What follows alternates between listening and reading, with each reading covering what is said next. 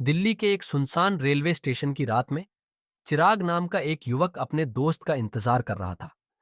उस स्टेशन पर हमेशा से ही किसी अनहोनी की चर्चा थी, लेकिन चिराग ने कभी उन कहानियों पर यकीन नहीं किया था।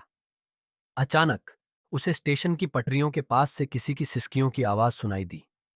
चिराग ने आवाज की दिशा में कदम बढ़ाए और देखा कि एक सफेद साड़ी में लिपटी हुई औरत पटरियों के किनारे बैठी है। वो औरत धीरे धीरे उठकर चिराग की तरफ बढ़ने लगी। उसके चेहरे पर एक अजीब सी मुस्कान थी। चिराग के पैर थम से गए और उसने कांपते हुए आवाज में पूछा, आप कौन हैं? यहां क्या कर रही हैं?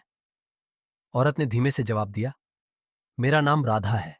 मैं इस स्टेशन पर हमेशा के लिए फंसी हुई हूं। कई साल पहले मैं अपने पति का इंतजार कर रही थी, लेकिन वो कभी नहीं आया और मैं ट्रेन की चपेट में आकर मर गई।